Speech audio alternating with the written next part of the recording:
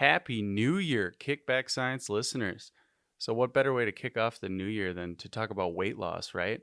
And we've gotten a lot of questions about these GLP-1 agonists or the magic weight loss pills, Wegovy, Ozempic, Zepbound, Mounjaro. They're all referring to the same thing.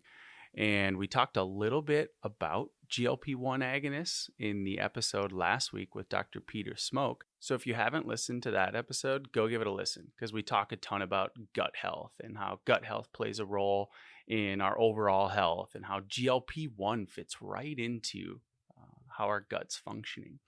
So in this episode, we're going to talk more about, what are these GLP-1s? How do they work? Are they safe? Are they effective? And why is everyone and their mother all of a sudden on them? We've gotten a lot of questions about these medications. So we're just going to give a quick summary of where we're at with the research. We don't have a ton of long-term data, but what are some of the data saying about these medications? So thanks for tuning in. Hello and welcome to Kickback Science Podcast. I'm your host, Dr. Luke. This podcast is your place to get the tools and knowledge necessary to navigate the world of health and wellness. So kick back, let's talk science. This is good content. This stuff has gone great. We'll jump into it. Let's dive in. Let's do a little science. I'm going nitty gritty science right now. I've been looking forward to this. Kind of going on a little bit of a tangent. Oh yeah, that's right. I forgot about that. The information we discuss in this podcast is not meant to be taken as medical advice. It is simply informative. We're not affiliated with any organization or institution, just a few guys talking science and having fun.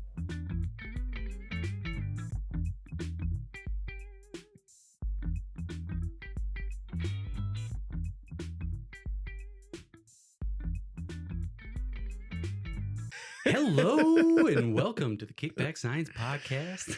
Oh my gosh. Took a little hiatus there. Yeah, we did. But we're my back. fault, boys. We're back.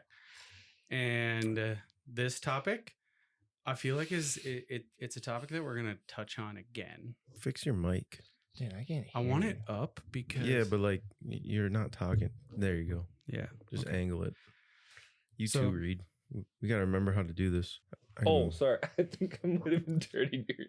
It's all right. Wow. This is perfect. Yeah, we're didn't miss a step. I didn't miss a step. All right. So I guarantee you we're going to be talking about this topic in another year because even since when we started this podcast, we were like, oh, we should talk about weight loss medications, the GLP-1 things. That was when it was all big, crazy. Yeah, it was before. It's settled down a little bit now. I don't see it as now much. it's just used like crazy. Mhm. And we're going to talk a little bit about that. But Isn't it used a lot in the world of Hollywood?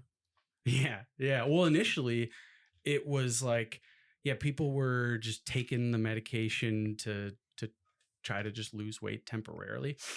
And not to jump ahead, we'll talk about why that's kind of messed up. But what was I going to say now? It's We're been a while talking since I've been on the GLP-1. podcast. Thanks, Joe. So last time we talked, I have a completely different impression or my thoughts on this have completely changed because of the evidence just over the last 6 months. So when we initially talked about this, it was before the clinical trial. It wasn't even FDA approved for obesity yet, just diabetes. And now it's FDA approved to use for weight loss or for obese patients. And yeah, some of the benefits, there's all these observational studies where we're looking at people aren't just losing weight, but there's so many other things that are going on. Is this magical pill that we should just put in the drinking water now? And my theory is, let's just put it in the drinking water, give it to people that, You're for it. No. You're Well, okay. Oh yeah, I was gonna say that's what I.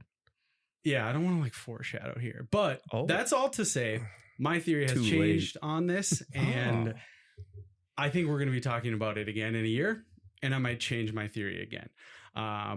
And After so, more research comes out, we'll exactly. come back. We'll circle back. We'll circle back.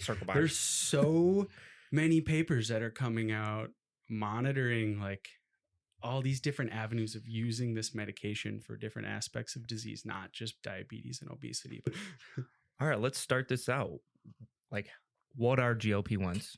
Just kind of go over the overview of them. Yep.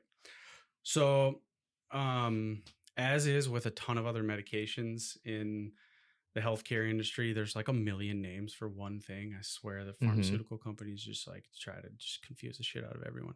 And I hate it working in the hospital where it's like, oh, let's use this drug and there's like 8 names for it. So some patient will say like, oh, what about, can I take this medication? I'm like, what the heck is that? And then they turn it another way. I'm like, oh yeah, that.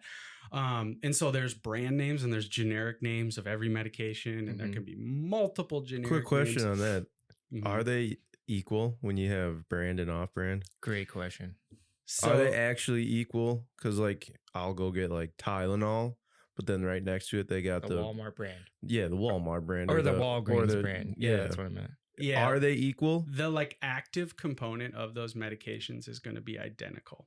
I don't know a ton about like the manufacturing, and it has to do with like you get a patent for a design of some pharmaceutical drug, and no one can touch that medication once you have patented this med. So like Eli Lilly, for example, has a patent on tirzepatide, which is also called Mounjaro and Zepbound. And so they have this patent. And this is GLP-1 you're talking, right? Yeah, yeah. So these are GLP-1 medications. They have this patent on this medication, and no one else can touch it for a certain time period. Now, once that time period hits, all these other labs can then make their own version of it. But that active component, that GLP-1 agonist component is going to be identical.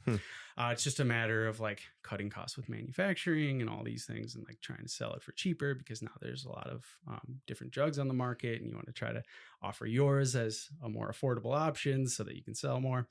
But that has to do with business and economics, and I hate that shit. I mean, I love it, but I hate it. So they they should work the same. Yep.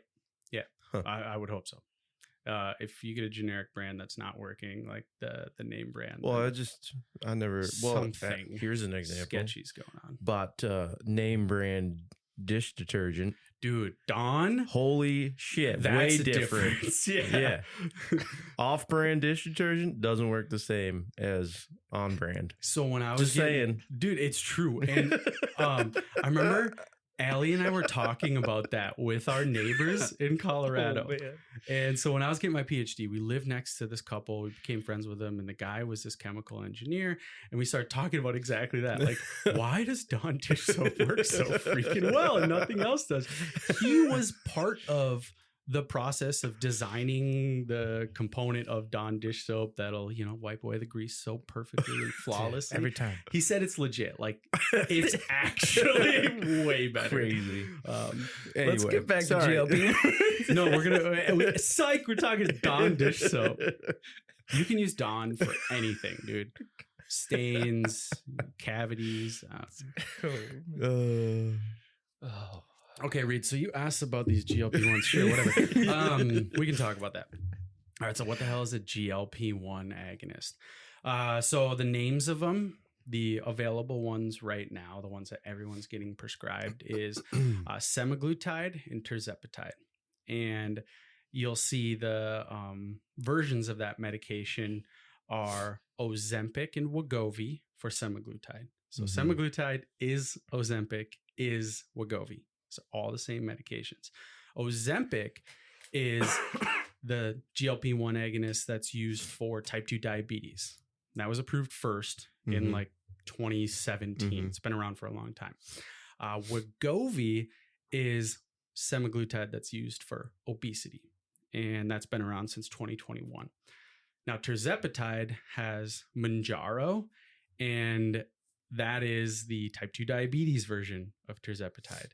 And then Zepbound, which is the most recent medication that's become FDA approved and hit the market, that's tirzepatide for obesity. It doesn't, you don't have to remember that necessarily, but it's just to clear don't up. Like, quiz me on that. Yeah, you're going to hear so many so many different terms for these medications, but oftentimes they're talking about the exact same thing. it's been blowing up in the media. You know, people are talking about it all the time. I know you were bringing up like Chris Hockey, Chris Hockey. Chris Hockey, Oh, Charles yeah, Barkley, okay. yeah, and Oprah. a bunch of celebrities have taken it. Yeah. Supposedly, Yeah. I mean, it seems like everyone. Jessica Simpson. Oh, no way. Yeah. Wow. Good for Jessica. I know. But this drug has been around for a while. I said 2017 is semaglutide. There was an old medication called liraglutide that's been around since, God, when was that? That was like 15 years ago that liraglutide hit the market, but it wasn't as effective as these newer ones. And that's what happens with a lot of pharmaceuticals. We figure out this mechanism, and then every company is just trying to race to try to target that mechanism and make a pharmaceutical drug that's going to, you know, hit that mechanism and be more effective. So you'll often see something like a statin, for example. Like the first statin was not nearly as effective as we've evolved to get. And so we've known about, or we've had these medications for a while, but why did they start? So it's kind of interesting in terms of these old experiments that were done in like the late 80s, early 90s, where researchers gave participants a glucose tolerance test. So glucose tolerance test is a way that you can see how well does your body dispose of glucose that's circulating. And it's done in like pregnancy and to assess for type 2 diabetes, where you'll just drink a shit ton of sugar and your glucose will skyrocket. We've talked in other podcasts about what happens with high glucose. Having high glucose in your body can damage any and every organ in your body. You name it, glucose can impact it in a negative way. Your body's trying to regulate its glucose levels and never wants it to be too high. With type 2 diabetes, you see glucose levels spike, and a lot of patients will take insulin. Insulin is a hormone that's released from your pancreas to help dispose of that glucose. So glucose goes up, insulin has to increase to then dispose of that glucose in the muscle and in the liver especially. And so these experiments where these researchers are doing these glucose tolerance tests, where they've got people chugging a ton of sugar. It's like 75 grams of sugar. For some context, Gatorade has like just over like 30. It's a lot of sugar. And what you see, glucose levels go up for about an hour, and then they'll peak and then start to come back down. And you see insulin perfectly mirror that curve. Joe looks extremely confused about his camera. So these experiments where these researchers did these glucose tolerance tests, where they had them drink or eat a certain amount of glucose, and then they measured what happens in their blood. So the top figure here, Joe, you're going to have a hard time seeing it, but the y-axis is glucose levels, x-axis is time. Over time, you see glucose spikes, and then it comes back down. Now, this next image here, it's going to be hard for you to see, Joe, but there's two lines. There's a line that goes really high and a line that's kind of flat at the bottom. And the y-axis here is insulin levels, and the x-axis is also time. And the top image that goes way up and comes back down is insulin levels in the participants that drank or ate the glucose. And then the flat line is insulin levels in participants that got IV glucose. And this is important because, before this point, it was like, wait, why would insulin be different? We gave the exact same amount of glucose. We saw the glucose curve and it looked the same in both groups. You've got people that are drinking it or eating it, and the people that get IV glucose. And why would insulin be any different? And that's what has led to these GLP-1 agonists. So we got this idea of, okay, there must be something happening in the gut specifically that's influencing insulin production, because people that ingested it had more insulin produced. And so all the research went into what the hell's happening in that gut that's talking to the pancreas and throwing insulin out there. And they discovered these cells in the gut lining that produce these hormones that were called incretin hormones. And one of those being GLP-1 or glucagon-like peptide. Now, we've talked about this when we did the gut podcast episode, so definitely go listen to that, where having a healthy gut microbiome, the cells and bacteria in your gut are able to influence production of GLP-1. GLP-1, as it turns out, directly influences the pancreas and tells it increase more insulin. It also signals to the brain and tells your brain like, okay, we're full, and it decreases motility of your gut. So digestion slows down because it's essentially like a signal of, oh, we just ate some stuff. So now we're full at this point. We need insulin to go take care of all these nutrients, especially glucose that we just took in. And so we figured out this molecule, this GLP-1, but the problem with this hormone, it's what we call a peptide hormone. It doesn't circulate in your blood for very long. It's like a couple minutes and your body degrades it. There's an enzyme called DPP4. I say this for the people in the healthcare industry that are familiar with some medications we use for diabetes. There's a class of medications called DPP4 inhibitors because this DPP4 enzyme breaks down GLP-1. So if we can inhibit it, then GLP-1 will circulate longer. It'll have a greater influence. You'll have that effect on your gut where you slow down digestion. You'll decrease appetite. You'll increase insulin production. Are you with me? Yeah. Okay. Hold on. Yeah. Yeah. Yeah, my camera stopped and then I restarted it. So, I thought you were getting like a mosquito or something. I gotta get a clap in there somewhere to line it up. Sorry. No, that's okay. So the pharmaceutical companies now are like, okay, how the hell can we get this GLP-1 to stay circulating in the body? We can make a GLP-1 and give it to people, but the body just degrades it. So maybe let's use these DPP-4 inhibitors. And those weren't super effective. They work, but they're not like this miracle drug. And then it was discovered that these lizards, the Gila monster lizards, they have this unique version of GLP-1 that is not influenced by this DPP4. And so these lizards kind of saved all the obese people in America. So, where did they find these lizards? Well, it's just part of some like studies that, I mean, you'd be surprised at the amount of animals that are utilized. Well, how do they find this specific lizard? Do they just have a testing facility, like a zoo of just animals? Are like, let's try this one. Let's try this one. Let's try this one. People will study different things in different animals to try to. No, they weren't like going out and searching for this. It just happened that they realized, like, whoa, that's a skinny lizard. Shit, that lizard is skinny. How does that lizard look so? I've been feeding my lizard McDonald's for 20 years and it hasn't gained any weight. No, it was like a byproduct of a random study. That's usually what happens with all these like crazy breakthrough findings. Is you're studying something completely random, and then you observe like, wait.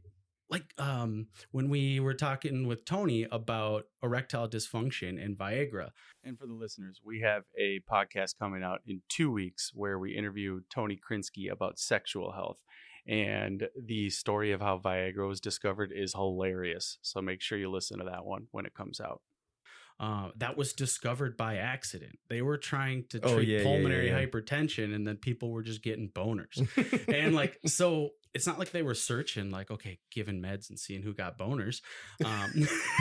So yeah, this was like discovered by accident. They found a specific lizard that had a boner all the time. Yeah. No, GLP-1 and boners, these are two separate things, Joe. So I say all this to kind of paint a little picture of what got us here. Now, pharmaceutical companies have finally developed this drug that is able to circulate in your body for a long period of time and not be degraded. It's an injectable form. There are some pill forms that are hitting the market now, but the injectable form is more effective at you can expect that the drug will not be broken down as much versus if you take anything orally, it goes through what's called first pass metabolism, where it'll go through your gut, things will get broken down, it'll get sent to your liver will metabolize it, and then it'll get spit out into the bloodstream. So a lot of times you give medication and you actually don't get as much in circulation as you would if you did an injectable form. So all this is probably just like useless information for most people. But I hope some of you out there find the history a little bit interesting. So in a nutshell, GLP-1 is this peptide hormone produced by the gut that increases insulin and reduces gut motility, so slows down digestion. And it seems to have these impacts on the brain in reducing appetite and reducing cravings and feeling more full. And so you can imagine the influence that that's going to have on obesity and diabetes. We had no idea about the appetite thing, though.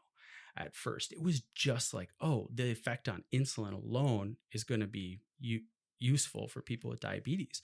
So the semaglutide. But there's appetite suppressors already out there. Yeah, and they tend to make you feel like nauseous, and they're not super effective. And so this one's just different. It just hits different. It just hits different. But we'll talk about some of the nausea and stuff that goes along with it. So first clinical trial that was done, it was called the SUSTAIN trial with semaglutide. And they took like 10,000 participants with type 2 diabetes.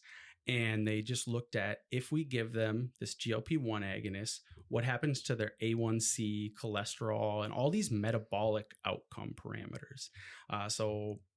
We've talked in the past about when you do a clinical trial, you have to establish what you're measuring as an outcome point. And you design your study just to test that outcome point. Anything else you find is all cool and stuff, but we call those secondary outcomes. Your study wasn't designed to assess that, so you can't really say there's any cause and effect. Your study is designed to test the outcome that you have declared when you design that study. So this study was to test A1C levels, which is a metric that we use to see if somebody has type 2 diabetes. A1C is the percent of, I'm just going to do it. All right. So screw you. Swing away. So you have red blood cells in your body that live about 90 days on average. And glucose can do a process called glycosylation to a component of the red blood cells called hemoglobin, which is actually what carries oxygen around. And so if you have higher amounts of glucose, more of that hemoglobin becomes glycosylated. And so we can actually test how much glycosylation has happened to your red blood cells. And that's a percent A1C. So hemoglobin A1C levels tell us the percentage of those red blood cells that are glycosylated. And it's a good metric for diabetes, way better than just somebody's fasting glucose level, because that changes. But I mentioned your red blood cells live about 90 days. And so it tells us on average, over the last 90 days, your blood glucose has been at this level.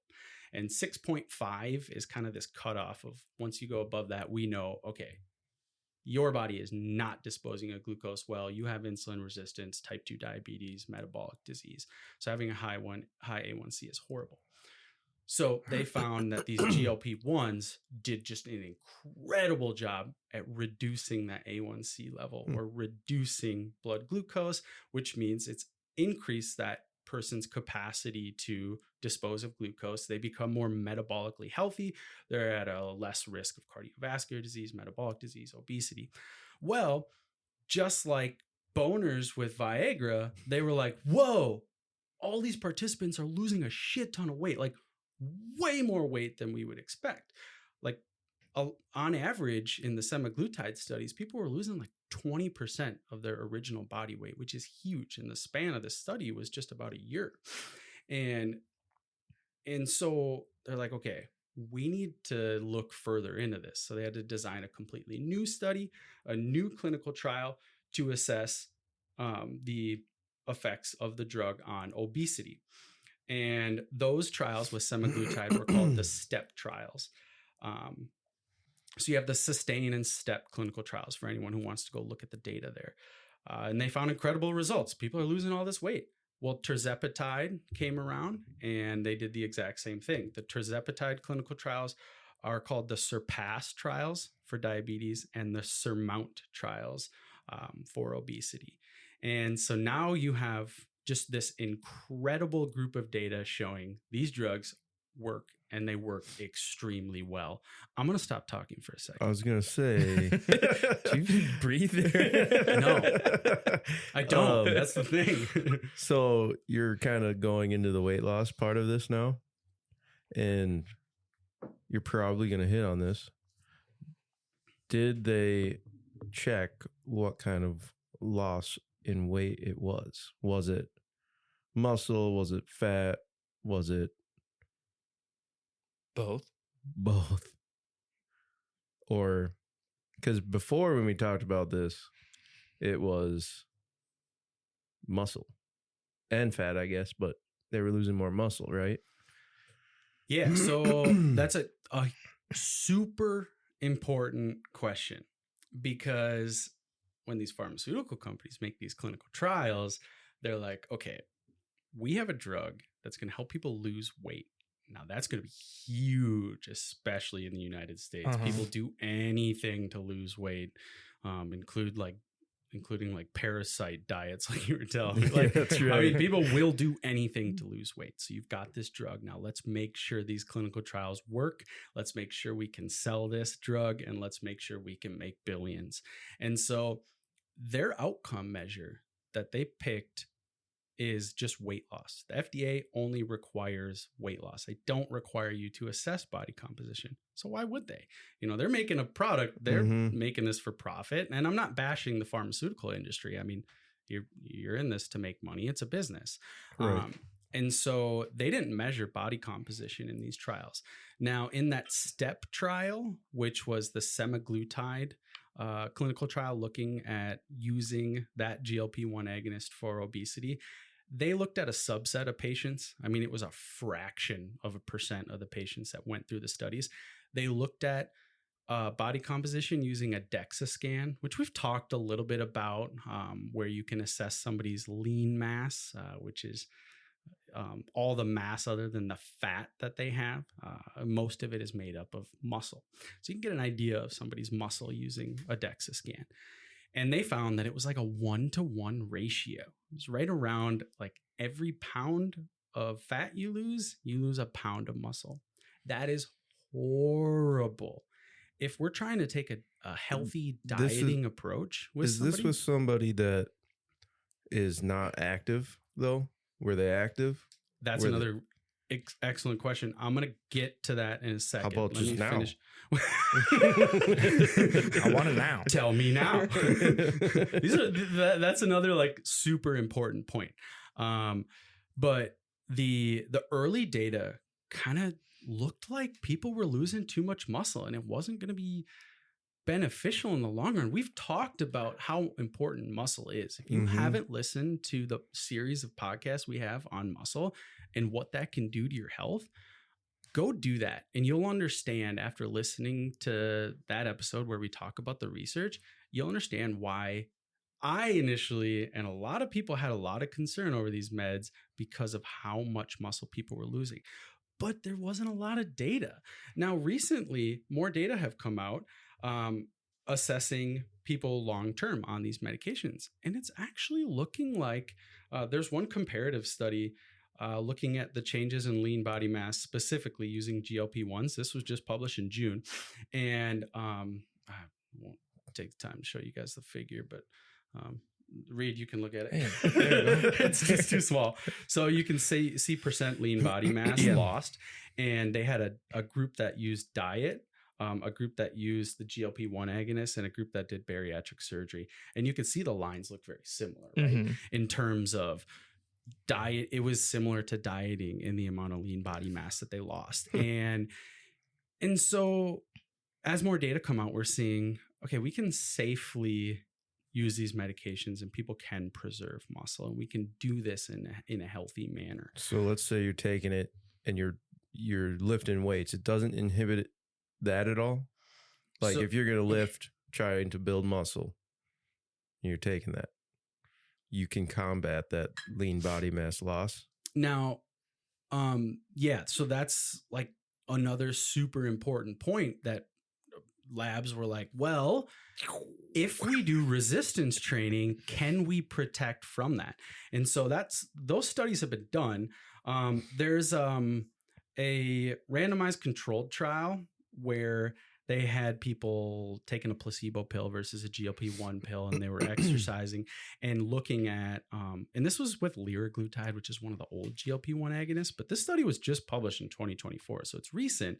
And they showed that people that exercised they lost a similar amount of weight while on the medication. But the interesting thing is, once they stopped the medication, if you exercised, you're not returning or you're not regaining all that weight again. And that's kind of foreshadowing to another discussion I want to have. But back to your point, Joe, about resistance training. So there's a paper that came out in, I don't have the date on here. This was recent. It was using tirzepatide, and they looked at resistance training, and people lost. It was about a 3-to-1 ratio, which is good. I mean, we'd like to have like a 1. Well, no, this is actually perfect. A 3-to-1 ratio is exactly what 3-to-1 ratio want. In terms of, it's like a fourth of the weight you lose is lean mass versus fat mass. Okay. So most of the mass that's coming off is fat mass. And these individuals in this particular study were doing resistance training.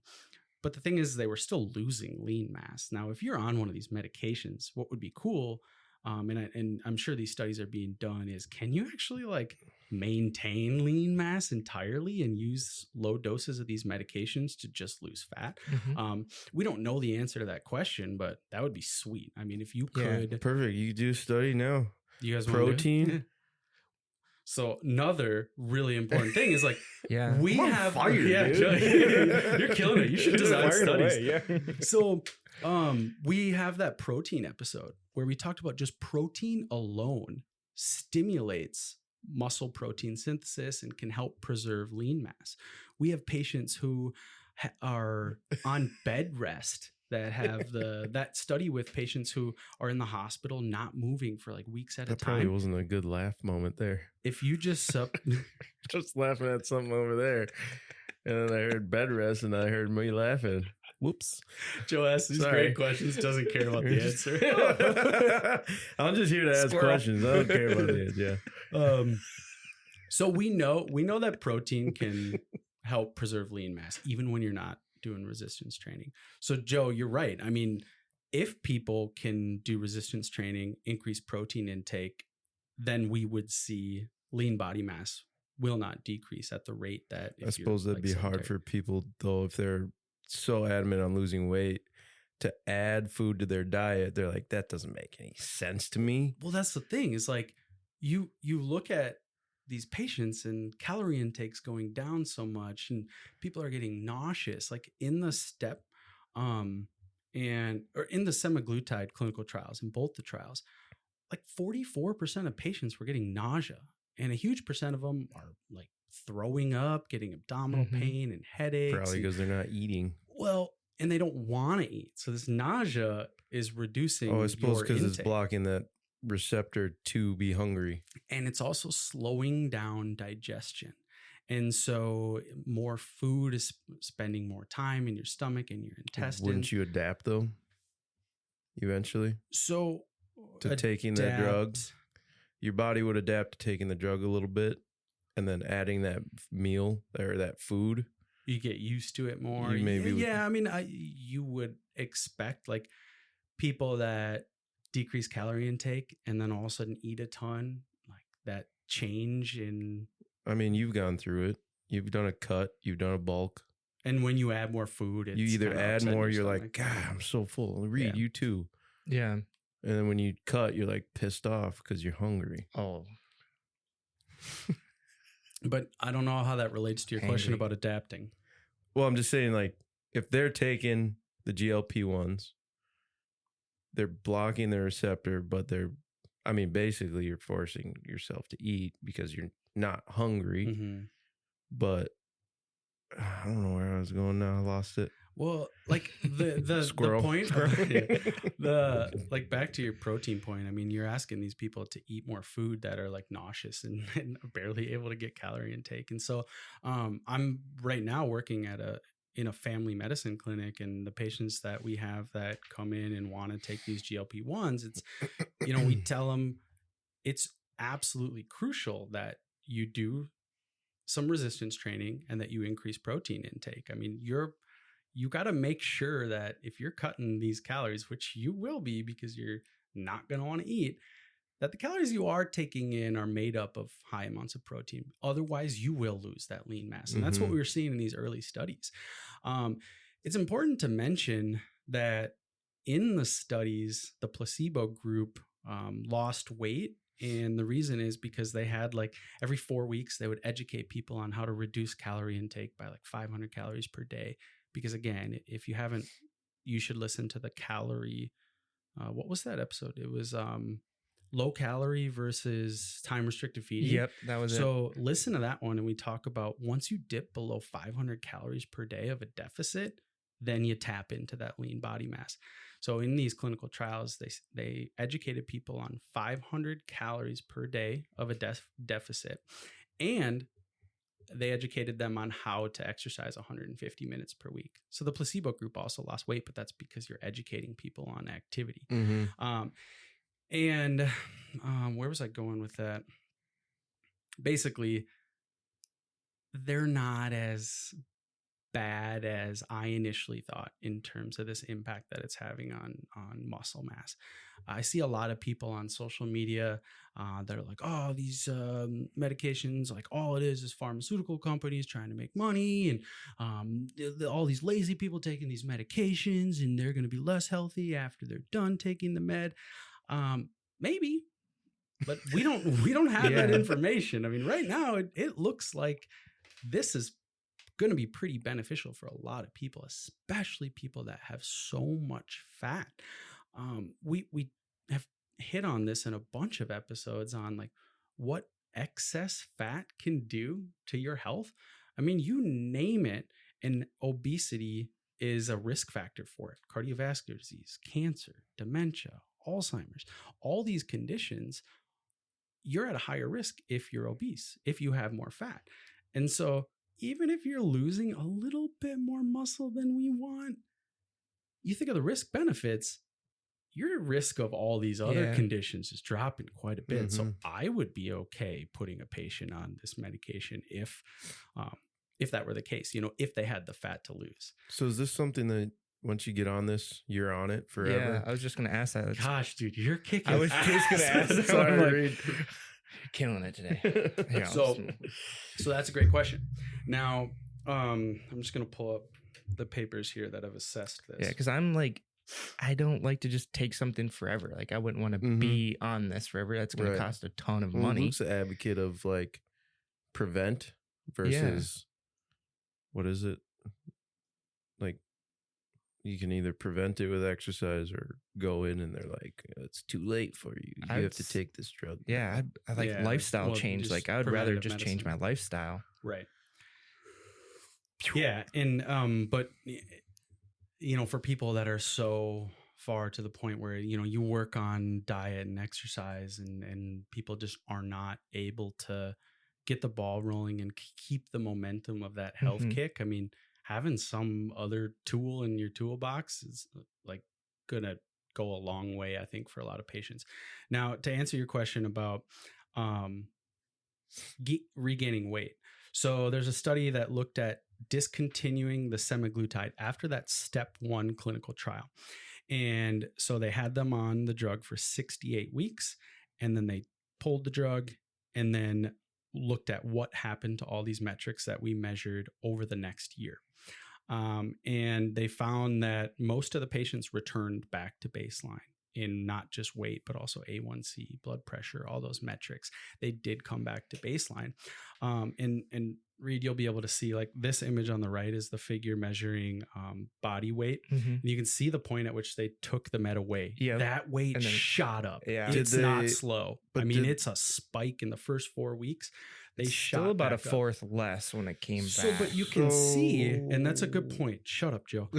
You can see that line is actually still going up. And so Yeah, at gradually, this, yeah. at this point in time, you know, we don't see, okay, they gain the weight back and it looks like it's still going up, but we stopped the study short. Mhm. Well, now more data has come out in what we call a phase 4 clinical trial. Mhm. That's all the studies that are done after the drug hits the market. And we're like, okay, what's happening with these American citizens that are on this long-term medication? effects and stuff. Yeah. And so in the phase 4 trials that have come out, the weight still on average has not fully been regained at this point after a few years of being on the medication at these follow-up points. But it still hasn't plateaued either. You look at these figures and people that are off this medication that are still being monitored are still gaining weight. There is a group. Did they in do the, a full lifestyle change? So in that one study that I was talking about with the liraglutide, where people who exercised and then discontinued the medication, they didn't return as much weight if you're exercising. Okay. But then that makes sense, right? Right. Exercise, dieting. Yeah. Well, that's lifestyle why I would say changes. the spike of in that first 4 weeks, they just taking it and then they just go back to their normal lifestyle. Exactly. yeah. And then metabolically, like it's so different on your body and people gained all that weight. A1C levels went back up. What's interesting though, is groups that didn't lose a lot of weight. So there's this figure here is broken into percentage of body weight lost over the course of the study. So there's a bunch of different lines. The top line is people that lost 5% or less body weight while on the medication. So not much weight lost. So They some people actually- don't see as much benefit as other people. Right, exactly. Oh, wow. And so people that don't see as much benefit while on the drug gained more weight back than baseline. Oh, gee. I missed And that. so- Say that again. People that don't gain or people that don't lose as much weight while on the medication actually gained more weight back than they did at baseline. Is that just like a genetic thing, or are they taking the wrong GLP-1? Would they switch to a different one? Maybe that one would work better than the other. I don't think we have the answer to that. At least I don't know. Not I mean, yet.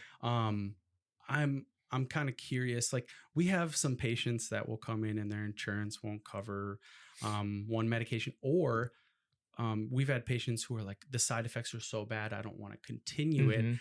And that's on, let's say like Ozempic, for example. And then it's a matter of, okay, would you want to try Mounjaro? It's, you know, similar class, but Mhm. showed to have less side effects because the tirzepatide group, the Mounjaro and Zepbound, in those clinical trials, they actually had less side effects. Same profile of side effects in terms of people were getting the same side effects, but they just got them at lesser of an Mhm. extent. So, you know, some people switching to those medications may have less side effects, but I don't know of like the actual, well, I shouldn't say that. The data for the tirzepatide are more impressive. People are losing more weight. A1C is coming down quicker. And so those drugs, that drug overall is better.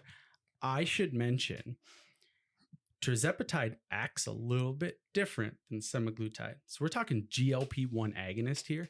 Tirzepatide does something cool. It doesn't just act on GLP-1. It also acts on another incretin hormone called GIP. So GLP-1 and GIP. It's called a dual agonist. It's doing a couple different things. Semaglutide, so Ozempic and Wegovy, they don't do that.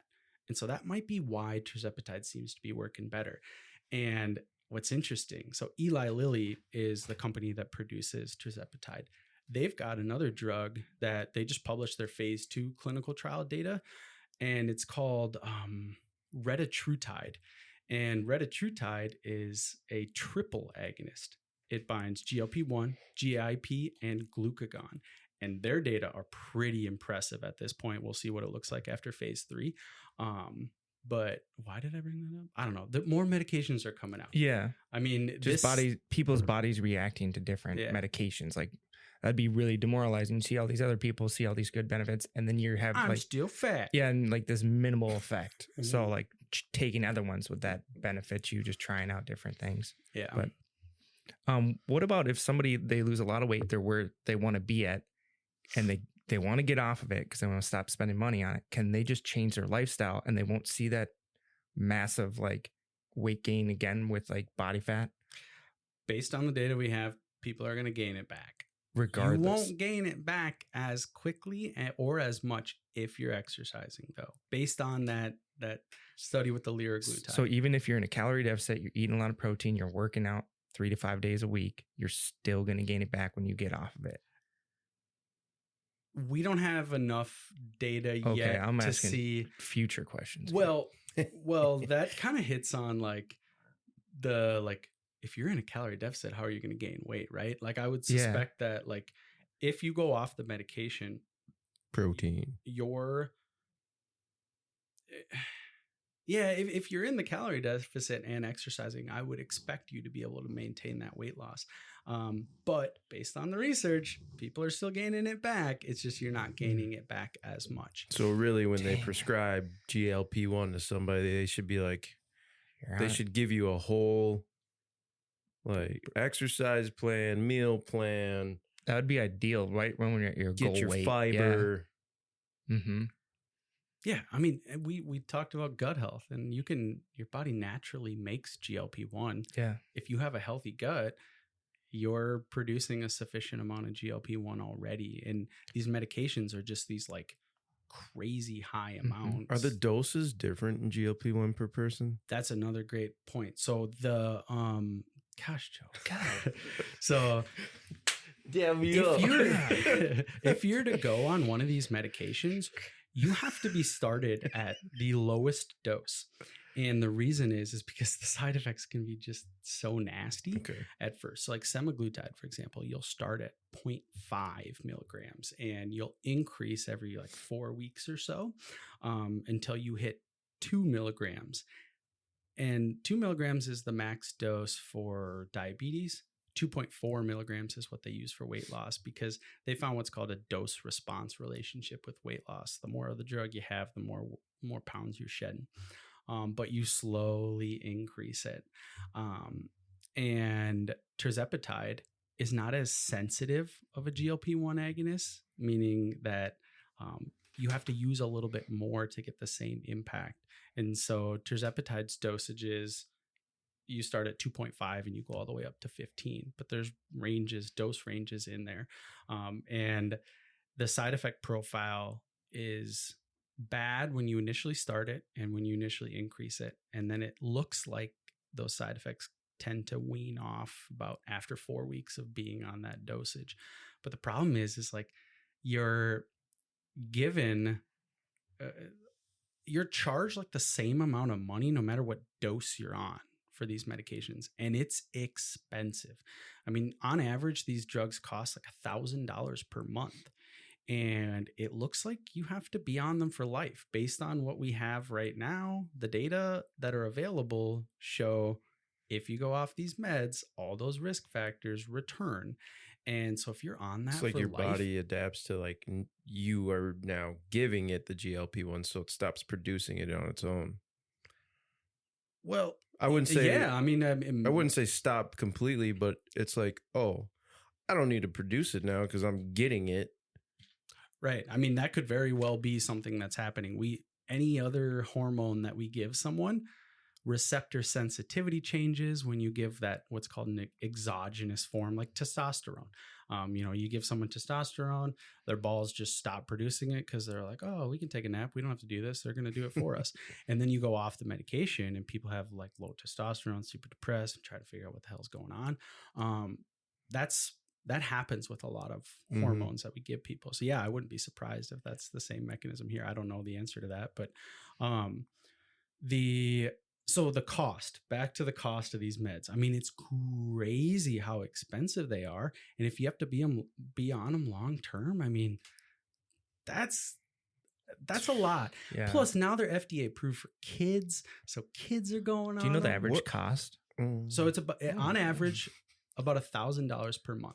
Oh, actually, I think it's like $1,200 per month because it ends up being like. And does insurance cover it now, or is this Depends. It totally depends. What So coverage you got. yeah, a lot of patients that will come in, it's just kind of like a trial and error. Like, okay, here's these labs that we'll check, and then we'll just send it to the pharmacy, cross your fingers, and then they come back, they get denied, and we try something different. It totally depends on the insurance. And with all this competition, you think the prices would drive a little bit lower. Yeah, once these patents are... But I'd be worried if I was on it, like they would just, once they got you hooked, they're like, all right, we got them. Like let's nicotine? just double it. Yeah, it's just like, let's double it. Right? Yeah. I mean... Is sorry, go ahead. Yeah, no, I would like with putting kids on it now and how they're going to need to be on this medication long term. I mean, you think of the amount of money that's going to cost, but that's like the demand on our healthcare system. Like, that's just wild. Yeah. Is there, so body produces GLP-1, right? Yep. Is there a natural way to increase GLP-1s? Yeah, So, for people that are trying to lose like a natural tiny bit of weight. food, natural vitamin, natural something. So in the gut podcast, when we talked about just like having a healthy gut microbiome, Mm-hmm. so those postbiotics, like butyrate and the other ones that we talked about in that episode, have an influence on the cells that line your gut. Yep. So especially these K and L cells are what we call enterocytes. They line that gut, and they're the ones that spit out this GLP-1. So when you have this healthy gut microbiome, you have this healthy communication, and these cells of your gut microbiome are producing more GLP-1 and more efficiently. And so my answer to that question would be to maintain a healthy gut microbiome, like, prebiotics. So in essence, postbiotics. yes, there is a natural way by getting proper food. Yep. Fibers. Yeah. Kefir. Yeah.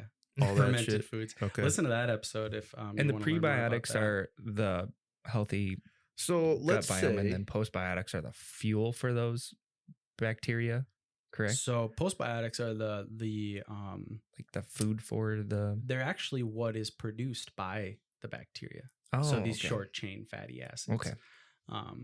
Like butyrate. So let's say somebody's on GLP-1 and they're going to get off of it. If they were to do all those things for your gut, could that combat the weight gain, do you think? Like, or is it, I guess we wouldn't know. Do you get what I'm saying? Yeah, I would assume yes. You would assume yes, but if the body's saying you're giving me GLP-1s, even if you did do that, is it producing or is it not producing? I mean, my hypothesis would be that it would take time to like So you would reestablish that. probably end up gaining the weight either way. Yeah, I mean, you look at these graphs and you see the studies that are assessing when you stop the med, and like Reed, you saw like that spikes. Yeah. I mean, 4 weeks I didn't off get to the see med, it. dude. Crazy. You didn't never show me. yeah, you're never gonna get to see it, Joe. Joe, it looks like this, dude. Yeah. Thanks. Just I got it now. Yeah. Before we like segue into anything else, there are some interesting areas of research into other benefits that these medications might have. Observational studies are showing that there is an impact on sleep, so specifically sleep apnea.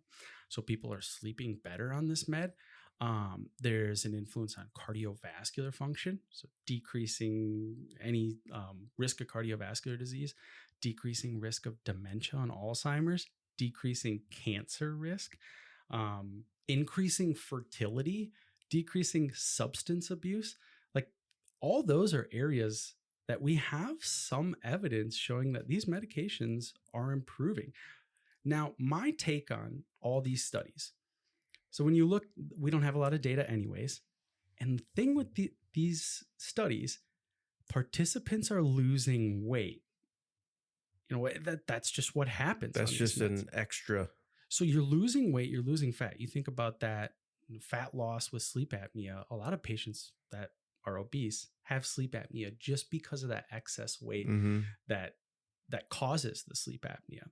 And so you're losing weight there. Makes perfect sense to me. Cardiovascular disease. I mean, having more fat is you're at a higher risk of cardiovascular disease already. Weight loss, we know, reduces that risk. obesity is the second leading risk factor to cancer behind cigarette smoking. Mm-hmm. So we know if you decrease obesity, you're going to reduce risk of cancer if you lose weight. Fertility. So this is an interesting one. And there's there's research in leptin resistance. So leptin is a hormone that tells your body that it's full.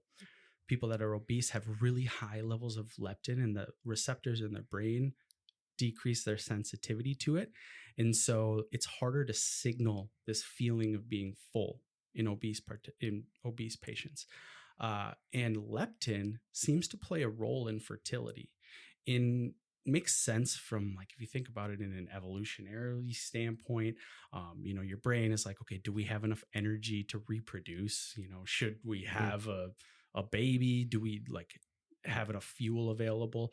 And if leptin is not able to signal that, then your brain is kind of under this impression that energy is scarce. And so that's the hypothesis of why fertility may be influenced. Also, we know that obesity decreases fertility.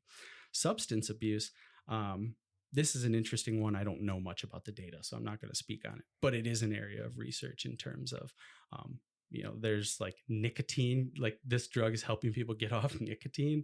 I know that alcohol abuse is being studied as well. In essence, we should shift our focus on these GLP-1s from weight loss to all the other benefits.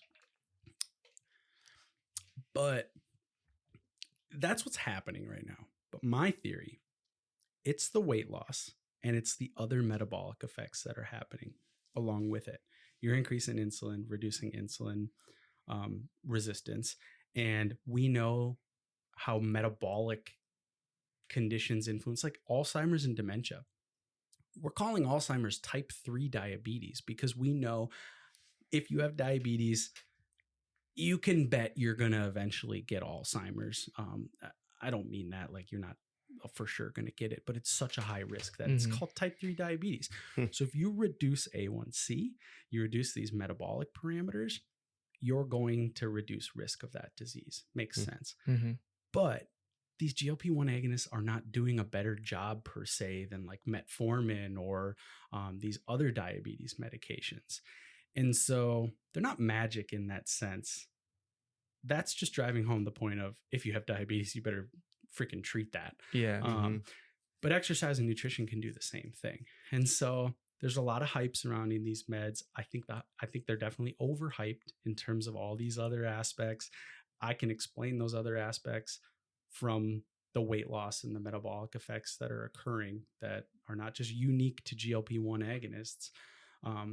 And that's a huge confounding factor of all these studies.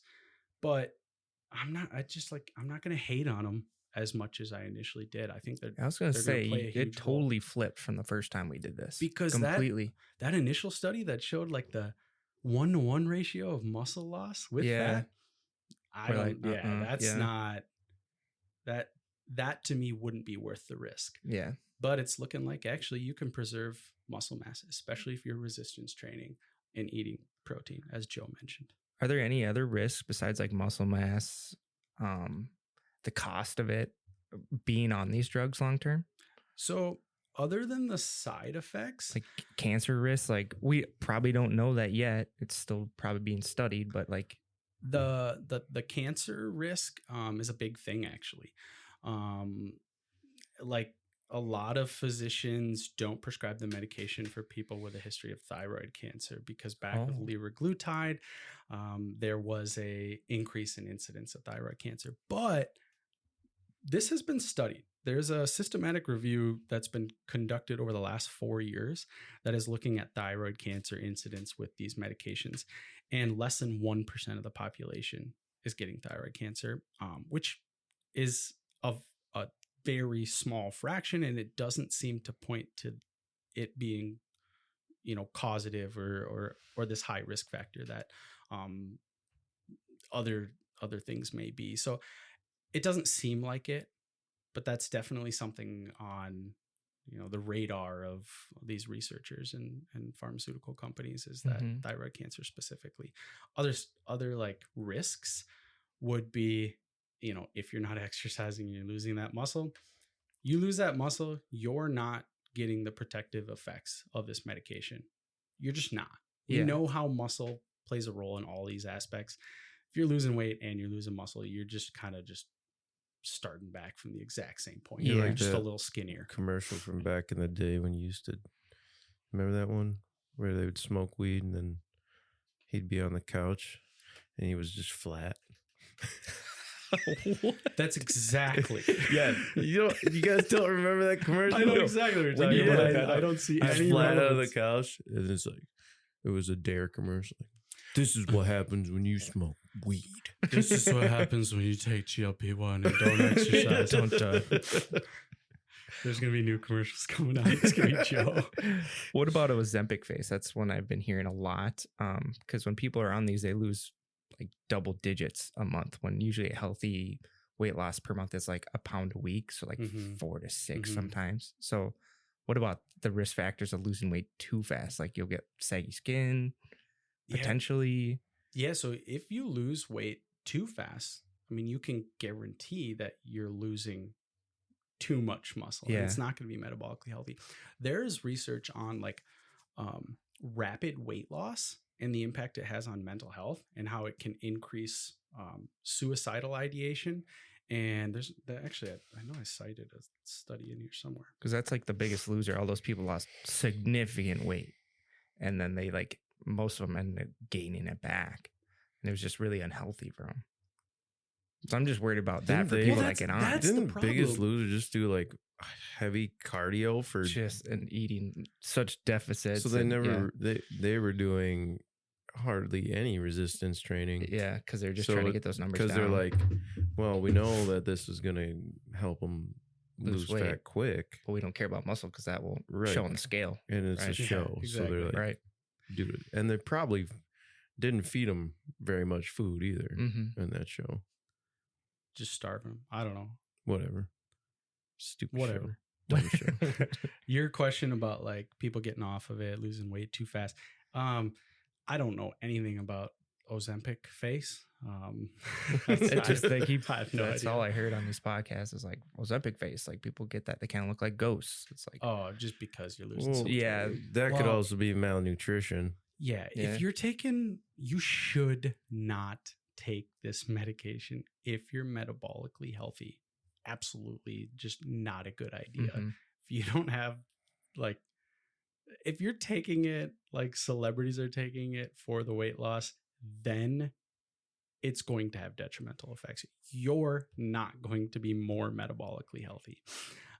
This is for people that have obesity and type 2 diabetes.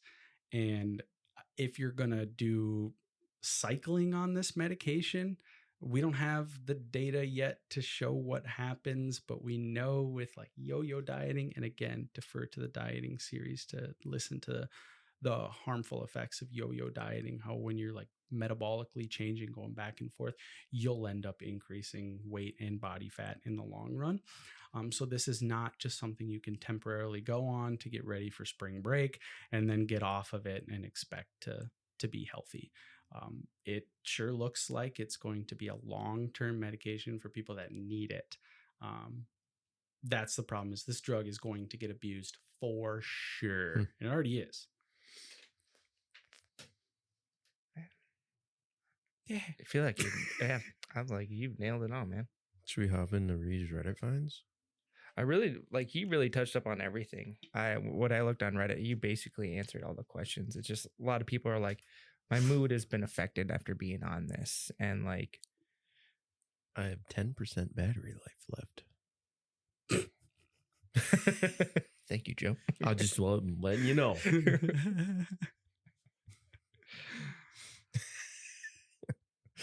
Yeah, I mean, it's like the effects of mood. Like, is that a common thing, or is it just maybe person on here on Reddit? That is being studied. There was observational study that came out showing that people had increased instances of suicidal ideation and depression. But the problem with that study is it didn't pass what's called the Bradford criteria, where you go in and you look at the study design, you look at the data and the results and the significance, and you can determine causality. And it just wasn't a good study. I don't see any evidence to support that, but it is something that people are continuing to investigate. So we'll see, because that's very possible. And I know there is research on bariatric surgery and people losing weight really quickly and increasing suicidal ideation there. So could be very possible. Could be possible. I don't know. Yeah, that's really the only thing that we didn't hit after going on Reddit, just like mood. But honestly, Dr. Luke just crushed them all. And Joe with the questions. Amazing today. You use Alpha Brain today? Reed, your shirt is my favorite color. Hey, you look really good today. I went to the Ryder Cup when they're in Chanhassen or Chaska? Chanhassen. Yeah, when they were in Chaska. Dude, I did too. Yeah, I did the practice round. I went two time. I went 2 times. Probably. I went Ryder Cup 2 times.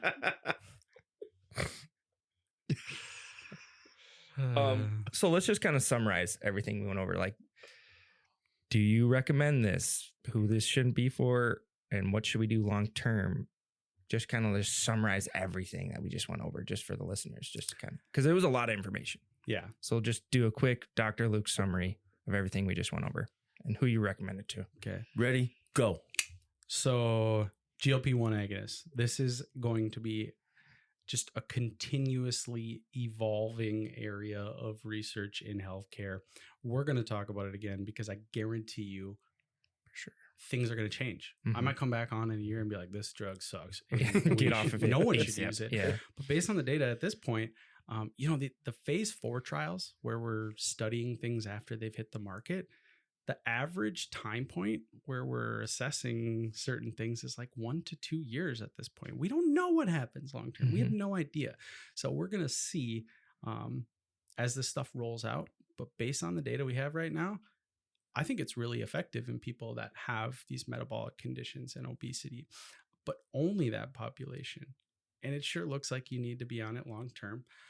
And if you're going to be on it, you need to be doing resistance training and eating enough protein. You need to preserve muscle mass, because if your muscle mass is getting lost at the same rate as fat, then you're not any healthier. I think that, I don't know. I think that there's going to be a lot of like dark, sinister stuff going on in the background here, because this is going to be one of the most profitable medications that will ever be made. And I think there's, these compound pharmacies that there's already been studies showing that like 44% of these compound pharmacies are making and selling illegal GLP-1 agonists to people that have been shown to have all these like what are called exotoxins in them, and just because of how profitable this is. So I think that there's going to be some bad players in the game, just like there always is. And yeah, I don't know what to make of this. I like it at this point. Yeah, I think it's going to be helping a lot of people. I think we're going to start seeing obesity rates decline in this country for the first time in ever. Mm-hmm. Like I really think it's going to be that impactful, but I do not think it's going to be this magic pill that everyone thinks it is. It should be almost a last resort. Try everything else. Exercising, yes. If you can exercise. Always.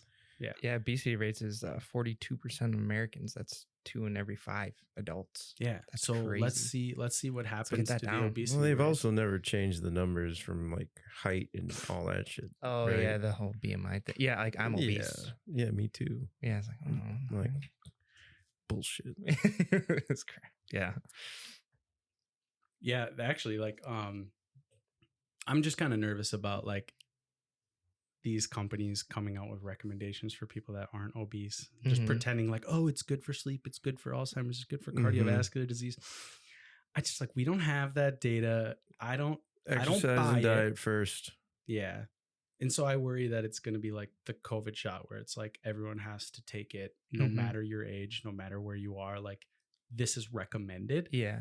I worry that just with how profitable this is, that it could get to that point. But we'll see. It was nice to be back, boys. Yeah. It's been a minute. I miss you guys. Yeah. Miss you too. Miss you guys too. Thanks.